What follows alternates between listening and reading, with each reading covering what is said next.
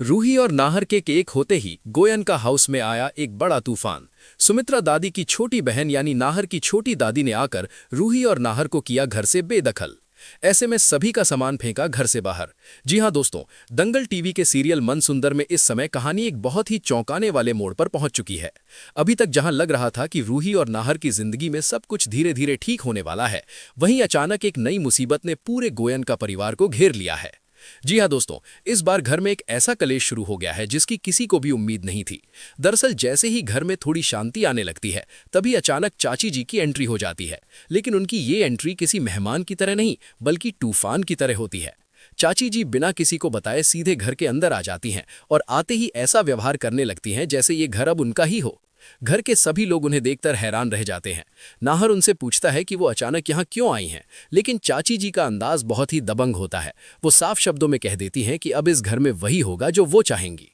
इतना सुनते ही घर का माहौल पूरी तरह बदल जाता है।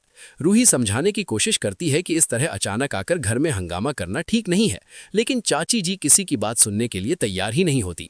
और तभी कहानी में सबसे बड़ा झटका लगता है। चाची जी अचानक गुस्से में आकर रूही और नाहर का सामान उठाकर घर के बाहर फेंकना शुरू कर देती हैं। ये देखकर पूरा परिवार सन्न रह जाता है।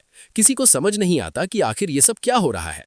नाहर गुस्से में चाची जी को रोकने की कोशिश करता है, लेकिन चाची जी साफ कह देती हैं कि अब इस घर पर उनका हक है और इस घर में रहने का अधिकार सिर्फ उन्हीं का है। इतना सुनते ही पूरे परिवार के पैरों तले जमीन खिसक जाती है।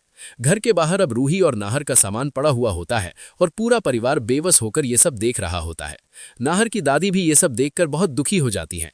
उन्हें विश्वास ही नहीं होता कि एक दिन ऐसा भी आएगा जब उन्हें अपने ही घर से बाहर खड़ा होना पड़ेगा। उधर नाहर का गुस्सा भी बढ़ता जा रहा होता है, लेकिन रूही उसे शांत रहने के लिए कहती है। रूही समझ जाती है कि इस समय अगर गुस्से में कोई कदम उठाया गया तो हालात और भी ज्यादा खराब हो सकते हैं। इसलिए वो पूरे परिवार को संभालने की कोशिश करती है। रूही सबको हिम्मत देती है और कहती है कि ये मुश्किल वक्त जरूर है, लेकिन वो इसका कोई ना कोई हल जरूर निकालेंगे। उधर चाची जी घर के अंदर खड़ी होकर मुस्कुरा रही होती हैं, जैसे उन्हें इस बात से कोई फर्क ही नहीं पड़ता कि उन्होंने पूरे परिवार को घर से बाहर कर दिया है। ये देखकर नाहर को और भी ज्यादा गुस्सा आता है, लेकिन वो खुद को रोक लेता है। अब गोयन का परिवार के सामने एक बहुत बड़ा संकट खड़ा हो चुका है।